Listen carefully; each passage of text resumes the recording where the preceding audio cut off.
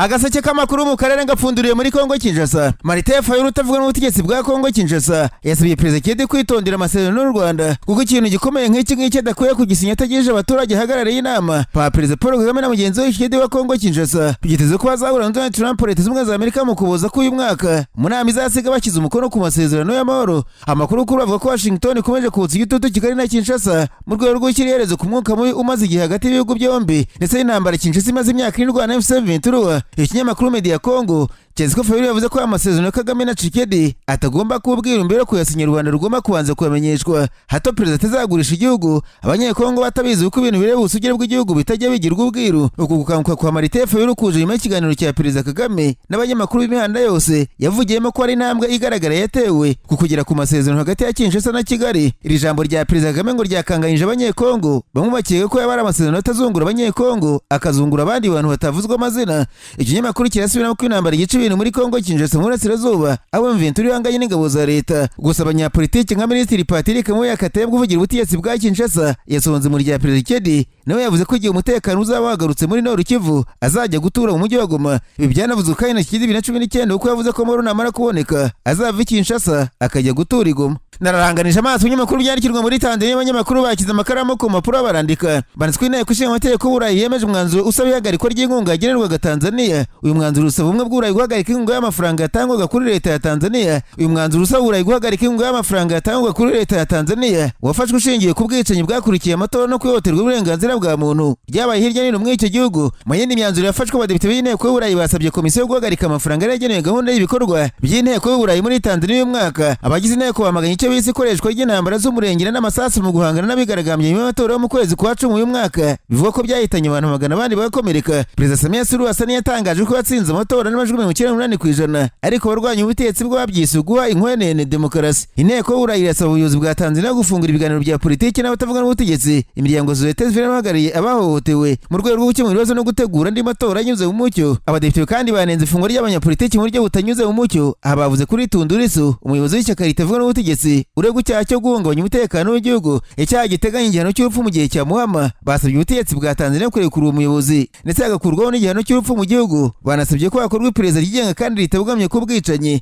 abashimutswe n'abo y'urengero, iyicarubozo ndetse n'ibindi byaha. Bavuga ko iryo perereza rigomba gukorwa na komisiyo nyafurika ishinzwe ubugenzuzi. Amashyaka y'abarwanya ubutegetsi n'imiryango iharanira uburenganzira bwa muntu ivuga ko inzego z'umutekano zisha byigaragambyaga amagana kandi zigakuraho imirambo y'abapfuye bakayijyana ahantu hatazwi. Leta ya Tanzania ntiratangaza umubare w'abapfuye ariko Perezida Samia Suluhu wasanirutse gushyiraho komisiyo y'igihugu yigenga ishinzwe gukora iperereza ku byabaye. Ambasade ya Tanzania mu Bubiligi ibinyujije mu ibara ya diplomasi yo ku itariki 25 Ugushyingo yagaragaje impungenge zikomeye ku mwanzuro w'inteko nshinga amategeko y'Uburayi wo kwiga ku iyicwa ry'abantu ryakurikiye amatora n'ihohoterwa ry'uburenganzira bwa muntu harimo n'urubanza rwa Tundurisu umunyapolitiki urwanya ubutegetsi. Leta ya Tanzania yavuze ko icyemezo cyafashwe batabaye guhabwa umwanya wo gutanga ibisobanuro no kugaragaza ukuri ibintu ivuga ko unyuranyije n'amahame y'ubutabera n'ibiganiro. Tanzania yavuze ko gufata ibyemezo k'ubumwe bw'Uburayi hashingiye ku makuru ataragenzuwe neza kandi ashingiye ku ruhande rumwe ibishobora kwangiza ubufatanye bw'amaze igihe hagati ya Tanzania n'ibihugu binyamuryango by'ubumwe bw'Uburayi. Nasimbukiye muri Uganda abanyamakuru bicaye imbere mudasobwa barandika banditswe ko atikira ubwami bwa Uganda Peter Charles Mahiga yasabye polisi y'u Rwanda n'izindi nzego z'umutekano mu gihugu kudahutaza abantu biyamamaza. Ababwira ko mitengiza amashyaka atari amasengesho ngo abantu be batuje bagomba gusakuza no gusakabaka. Ikinyamakuru Daily Monitor cyavuze ko Minisitiri w'Intebe Mahiga yavuze ko imyiyerekano y'amashyaka bakoresha abamotari nta gitangaje kirimo ko baba harimo umuvundo ariko bidasobanuye guhohotera abashyigikira abakandida. Ku wa gatatu byavuze ko polisi y'u Rwanda yakoresheje imbwa zisanzwe zikoreshwa mu gucunga umutekano ikazishumuriza abambari b'ishyaka ya NUP ryacaguranye. Bwana Mahiga yavuze ko bibaje kuba polisi y'u Rwanda iri gukoresha imbwa muri za mitingi z'amashyaka bingo no gutesha agaciro Uganda isanzwe yubatswe ku mugabane wa Afurika. Imiryango irebera uburenganzira bwa muntu muri Uganda yamaganye ikoreshwa ry'imbwa zikoreshwa na polisi mu kivunye cy'abantu kuko ari ukugarura uburetwa mu gihugu cyigenga.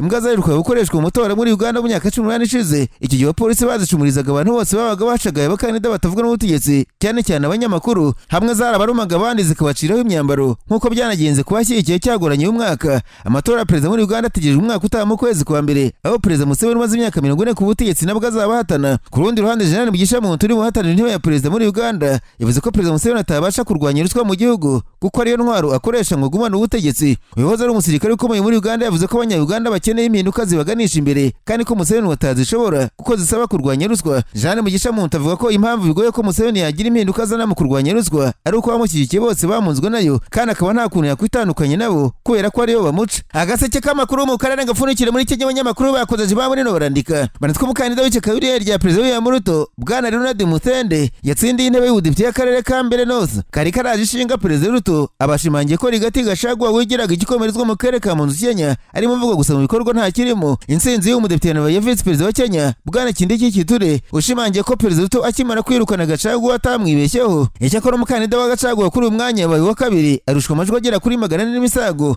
Aya matora arimo ishyaka rikomeye cyane uko byavuga ko ishyaka UDA niritabona umudepite abarimo Vice Perezida Kindiki Kiture na Minisitiri William Musalia Mudavadi bashobora gutakaza imyanya yabo agashaka umuntu ushobora guhamagarira abantu muri Munzu Kenya bakamushyigikira. Vice Perezida Kindiki Kiture wari ufite ubwoba ko nibaramuka batsinzwe atakaza iyi ntebe yari yavuze ko hashinze ibirindiro kugeza amatora arangiye kandi yizeraga ko ishyaka rya Perezida ryegukana iyi ntebe amatora ya Perezida muri Kenya 2027 kandi William Ruto nawe mu bazaba bashaka iyi ntebe kuri uzaba ari manda ya kabiri. Perezida William Ruto bivuga ko yaririnze kujya muri kano karere kari ishiranira akaboreza icyegera cye Kindiki Kiture. Abasenguzi ba politiki muri Munzu Kenya bavuze ko Rigati Gachagua yabaratezwe umutego akabugwamo wose uko wakabaye. Indirimbo yirwagamo ya Wantamu ashaka kwerekana ko Ruto yahoze yungirije azategeka manda imwe ikaba igaragajwe nk'iyarurutswe. Abasenguzi bavuze ko Perezida William Ruto yaba yigishije Gachagua ko gutsinda amatora bidasaba kwirwa mu magambo adashira hari ikindi bisaba kandi yo ngo adafite. Ikindi ni uko gutsindwa kw'abakandida b'ishyaka rya Gachagua kwerekana ko ashobora kubura abanyapolitiki bari kuzava kuri Ruto bakaza kumushyigikira uko yagaragaye nk'intare yakutse amenyo yatonoma gusa ariko ikaba itavuvura n'intama. Mu kwamamaza abakandida ba Gachagua ngo nta kintu na kimwe yigeze avuga azamanira abaturage ba Mbere North ngo kwari ukuvuga Ruto gusa. Abakandida ba Perezida bazana ibisubizo by'ibibazo byaherekera abaturage bagaragaza bituma bahitamo gutora amajyambere no gutora amashashi. Uku kuvuga cyane kwa Gachagua Ruto ntamusubize bamwe babibonye nk'umutego yamuteze uko kumuvuga nabi gusa akibagirwa kubwira abaturage ibyo azabakorera igishyaka rye rizaba riri mu nteko ishinga amategeko. Ahandi mubwire ko urukiko rwa Afurika y'Iburasirazuba rwahagaritse amasezerano y'ubucuruzi yasinywe hagati ya Kenya n'ubumwe bw'Uburayi. Iki cyemezo cyafashwe mu kirego cyatanzwe n'umuryango utegamiye kuri leta wo muri Uganda uvuga ko amasezerano azateza ingaruka ku bidukikije kandi ko arenga ku ngingo nyinshi z'amasezerano y'akarere cyateje inzika nyinshi Nairobi mu gihe yemerera ibicuruzwa bya Kenya kwinjira ku isoko ry'ibihugu by'i Burayi nta musoro. Ayo masezerano yagamije kugabanya buhoro buhoro imisoro ya gasutamo yakwa ku bicuruzwa by'i Burayi byinjira muri Kenya. Icyakora ku wa mbere tariki 20 Ugushyingo urukiko rw'ubutabera rwa Afurika y'Iburasirazuba rwafashe icyemezo cyo guhagarika amasezerano y'ubucuruzi yasinywe hagati ya Kenya n'umuryango w'ubumwe bw'Uburayi. Ikirego cyatanzwe umwaka ushize n'umuryango utegamiye kuri leta muri Uganda Center for Law, Economics and Policy on East African Integration wamaganaga ingaruka ku bidukikije izaterwa n'ayo masezerano.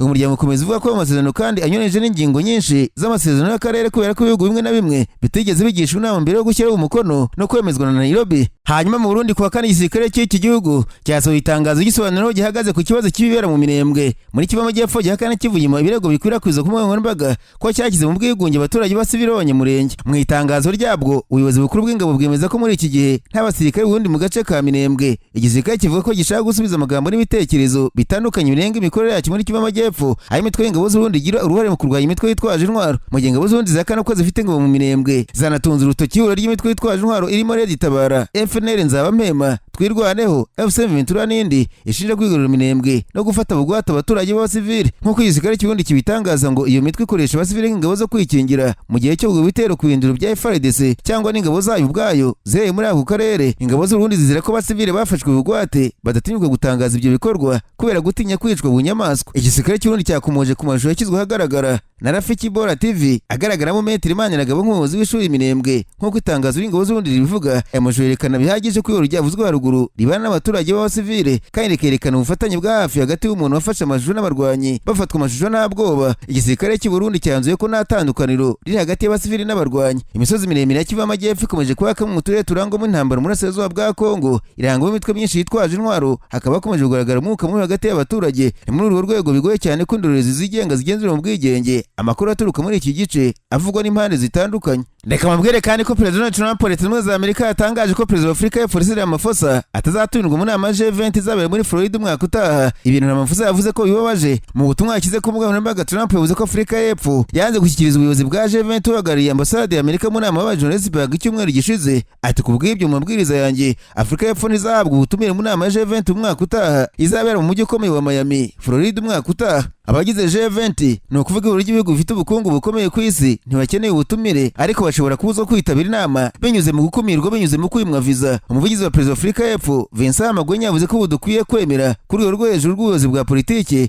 ko nta kongera gusubiramo umubano hagati y'ibihugu byombi nubwo habayeho ingamba zo kuwusubiza ku murongo inshuro nyinshi. Ubwo bisemuzaga ikizakurikiraho yavuze ati niba viza zanze gutangwa nta kundi kandi ubuzima buzakomeza, ubwo natwe icyo dusabwa noneho ni ugushakira ahandi hatari mu nama ya G20 muri Leta Zunze Ubumwe za Amerika. Yongeyeho ko barimo kwibanda ku gukorana n'abandi banyamuryango ba G20 kugira ngo bakomeze umuvuduko w'ibyaganiriweho mu nama yabereye Johannesburg. Trump ntiyitabiriye inama kubera ikirego cyamaganwe cyane kivuga ko abanyamuke b'abazungu muri Afurika y'Epfo aribo bahohoterwa bikabije ndetse amasambu yabo bakayamburwa ku ngufu. Perezida Ramaphosa mu itangazo yasohoye yavuze ko Amerika yari yitezwe kwitabira inama ya G20 ariko birababaje ko bahisemo kutitabira inama y'abakuru b'ibihugu yabereye Johannesburg ku bushake bwabo. Yongeraho ko ari ibigo by'ubucuruzi n'imiryango itera leta ya Amerika byari bihari. Yavuze ko kubera ko intumwa za Amerika zitari zihari ibikoresho by'ubuyobozi bwa G20 byashyikirijwe umukozi wa ambasade ya Amerika bibera ku kijuru cya Minisiteri y'Ububanyi n'Amahanga ya Afurika y'Epfo. Uyu muhango Trump yise ko ari woroheje ndetse utubashye Amerika niwe wamubabaje kurushaho kuko yakomeje kunenga politiki y'imbere mu gihugu n'Ububanyi n'Amahanga ya Afurika y'Epfo. Trump yigeze kuvuga ko muri Afurika y'Epfo wari kuba jenoside y'abazungu kandi kuba yongeye kuvuga ko guverinoma iri kwica abazungu no kubambura amasambu yabo ku gahato. Guverinoma ya Afurika y'Epfo yakomeje kwamagana ibyo birego ndetse byita ibinyoma bidafite gihamya yizewe. Ramaphosa yavuze ko bibaje kuba nubwo habayeho ingamba zo gusubira ku murongo w'abantu na Amerika, Trump akomeje gushyira ibintu ku gihugu cyabo hashingiwe ku makuru y'ibinyoma no kugoreka ukuri ku gihugu cya Afurika y'Epfo. Mu butumwa Trump yagize ku rubuga rwa Truth Social kugatatu yavuze ko Afurika y'Epfo yerekanye ko atari igihugu gikwiye kuba umunyamuryango aho ari we hose kandi atangaza ko ahagaritse kwishyura no gutanga inkunga kuri Afurika y'Epfo kandi bigahita bikiri mu bikorwa ako kanya. Abategetsi ba Afurika y'Epfo basabye ubufatanye kandi basaba abandi banyamuryango ba G20 kurengera ubusugire bw'inama n'uburenganzira bw'umunyamuryango byose. Inama ya G20 yabereye bwa mbere muri Afurika yasojwe n'itangazo ryemeza ubufatanye mpuzamahanga mu guhangana n'imihindagurikire y'ikirere no kugabanya ubusumbane mu bukungu. Umwanzuro ukaba wemejwe n'ubwo Amerika yagaragaje kutabushyigikira ivuga ko Afurika y'Epfo yakoresheje nabo umwanya wayo nk'umuyobozi w'itsinda uyu mwaka.